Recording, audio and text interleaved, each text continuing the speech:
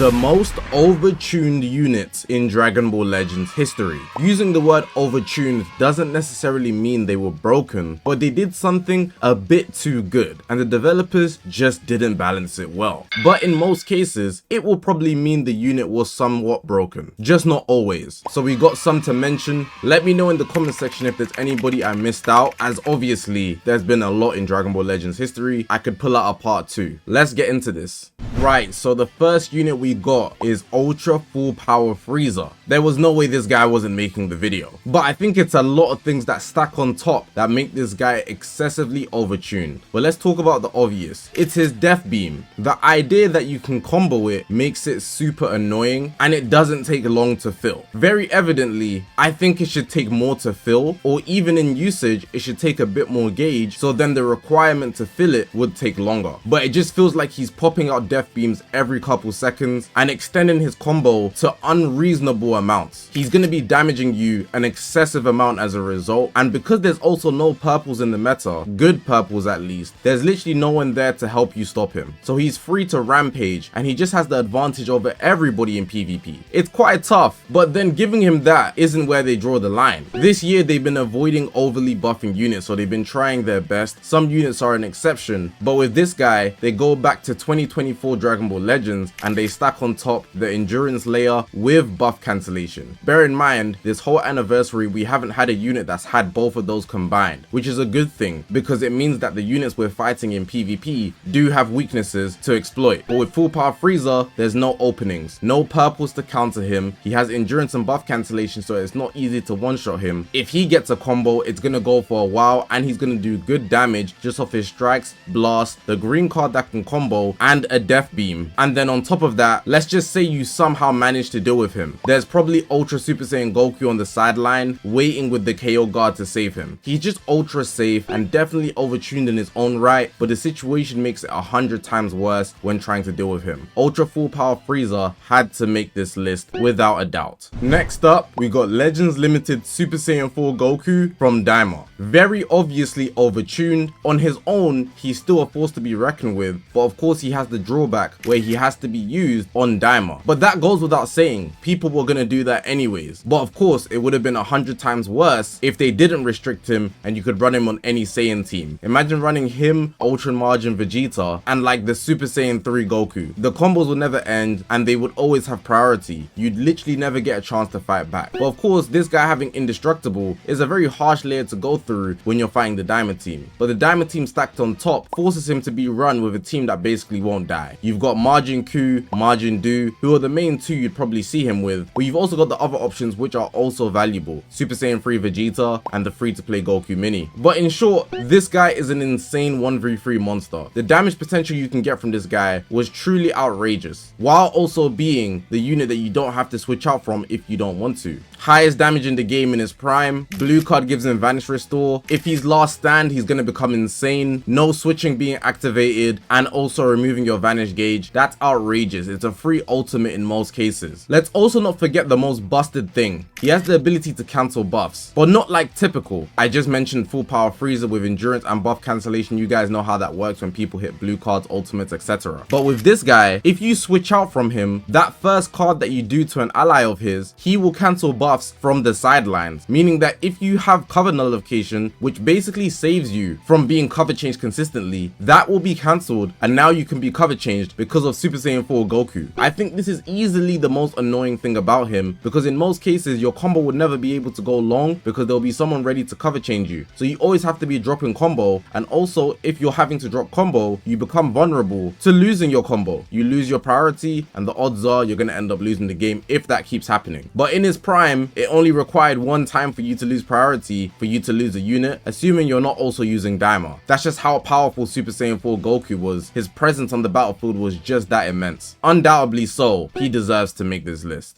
Next up on this list, we've got Legends Limited Super Saiyan 2 Goku that transforms into Super Saiyan 3 Goku. This is one of the cases where the unit in totality is not necessarily broken, but they are overtuned in their potential. And in this case, it's their combo potential. With the release of this unit, we saw the ability of people being able to do infinite combos. You pair this unit with Vegito Blue and Margin Vegeta, and your combo's basically never gonna end. But the core of that was basically this guy. There's just too many opportunities for you to draw cards, and I'd say this guy is the biggest reason why they ended up nerfing combo potential after the 2024 festival. Like, why is it when he transforms, he's going to draw 4 new cards if he has 3 or fewer and get his vanish back? So even if his combo ends, he can just stay in. And because of the way they changed the game, with characters on the sideline, if they have a green card in their deck, so you know how every character carries 2 cards, if they carry a green card, Super Saiyan 3 Goku will be able to utilize that in his kit. And with his green card, he draws a card every single time. 2 cards to be precise, but it's 1 card before transforming. On top of that, getting cover nullification, and he can just combo it continuously while also getting his vanish back. It's very overpowered. Now, if you guys aren't aware about the infinite combo team, it would infinite combo because a lot of people would use a unit with indestructible, namely Goku and Bardock or Omega Shenron. They were the 2 options. And if you're running any of those 2 units, their indestructible doesn't end until you drop the combo. But if you switch out, you're gonna force yourself to be comboed and lose a unit that doesn't have indestructible. So what they were doing is infinitely comboing Goku and Bardock and winning off damage, because you can literally combo from 180 timer counts to 0 timer counts, and this has never been seen before. It's actually quite absurd that a lot of people just brushed over this period in time, because being able to combo from the start of the game to the end of the game is something outrageous. You're locked in the confines of a combo, and the only way to escape is to switch out to a unit that can die or just absorb the damage with your indestructible unit, which also guarantees you to lose. I'm so glad this unit is out of the meta right now, because he wasn't even broken all out, but being able to combo at this potential, I guess that makes him broken. I'm not gonna lie, I shouldn't even sugarcoat it. This unit here, outrageous.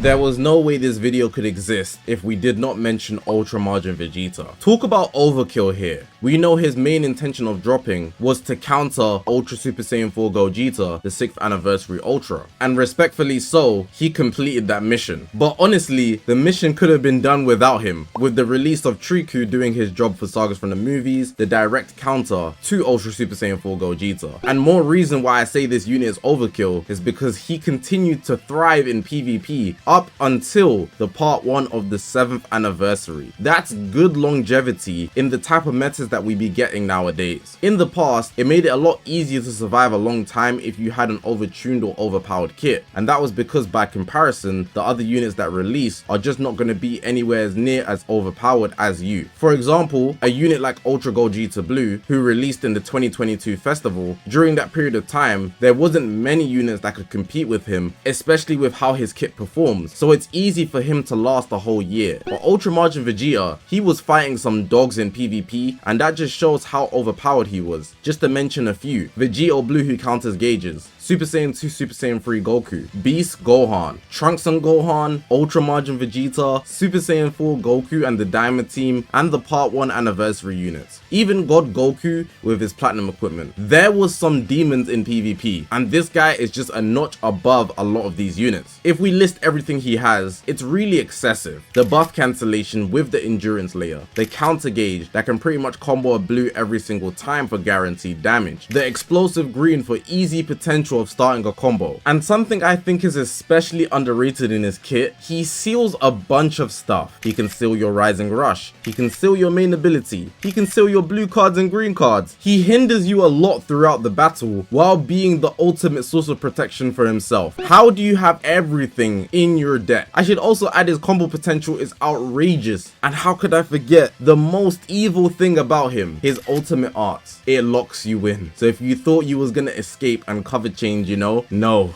there's no way out of this one. You're done. That ultimate is gonna lock you in. Bear in mind, it does AoE damage, so your allies also take the damage anyways, and you just get nuked. Ultra Margin Vegeta should not exist in Dragon Ball Legends. He is outrageous. Some of the units I mentioned, they're overtuned in just 1 or 2 ways, but this one here, he had to be stopped. The last one we've got for this video is the 1940s dictator himself, Super 17. Me introing him with that title, if you don't know who the dictator is, do some research, because everybody knows who that is. I'm just not going to say his name, but me introing him like that should tell you the status he held in PvP. Now, that's not me calling him that because I want to say how good he is. That's me calling him that because that's what everybody called him during his release. He's the 2024 Battle Hour Legends Limited, and he does so much with so little. And it's because of how his gauge works and his green card. He has the ability to fill his gauge really fast, and when he he presses his first card, he immediately fills his gauge, and every time he fills his gauge, he's gonna get an extra blast card, and this guy's blast damage was outrageous. But I should also mention, he has a very insane ability, which we haven't seen since. What he can do is tap attack you. That's all he needs. A tap shot, tackle, tap attack, and when he hits any of those, you'll be unable to use strike cards or blue cards, which most units that are good, they require melee cards, and if you can't use those, you have to use a blast attack, and the odds are, because some of your strikes are sealed, you're not going to beat Super 17 in a blast battle. And then stack on top of that, every time you press a card, he draws more cards, so if you try go card for card with him, you're going to run out of cards before he does, because he's going to have an extra blast every single time while he's pressing cards, having the ability to fill his gauge. Then the icing on the cake, the green card. Any beam attack that gets absorbed by him, so blue cards, it can be ultimates, tap shots, blast cards, he will remove your vanish, get his vanish back, get 100% charge rate for his gauge for 5 timer counts, so his gauge is going to be filling faster than ever when it already fills fast, and activate no switching. So you're in a position where you cannot move, and if he hits a strike card or a blast card, in most cases he's always going to win, because you're not going to have any key either. Honestly, the ultimate android we've ever had in Dragon Ball Legends, and that's a high ceiling to pass, because if you OGs will know, Android 18 exists. But that's a topic for another day. Super 17 doing so much with very little effort, just pressing blast cards and fulfilling the potential of an ultra unit. Yes, he was competing with ultras in his prime, 2 being Ultra Super Saiyan 2 Gohan and Ultra Golden Frieza. And maybe you might want to say they should make the video, but honestly, for ultras, they're supposed to be at an overpowered level, especially in comparison to Legends Limited. But if they're having a war against the Legends Limited, it makes me think maybe you weren't as overtuned as you could have been. But I digress. That's going to make the end of the video. I stopped mentioning units as I got to the beginning of 2024. There are other units I could have mentioned, but I feel like in their own right, there was no way to tune them correctly with the ability they do. For example, fusing Super Vegito, he has a Rising Rush that can always win, but they did nerf it. If you lose, it's not a regular Rising Rush, it's Supreme Impact damage. And even Ultra Super Saiyan 4 Gogeta, in his prime, he was definitely the most devastating, which is why he had to be so heavily countered. But he did come with weaknesses, such as not having survivability, but offensively, maybe the craziest unit we got that year. But let me know if you'd like to see a part 2. Hopefully you guys did enjoy this video. If you haven't already, make sure to press the subscribe button. We're on this grind to 200,000 subscribers. I appreciate you guys for watching, man. My name is Zakashi, guys, and I'll see you guys in the next one, man.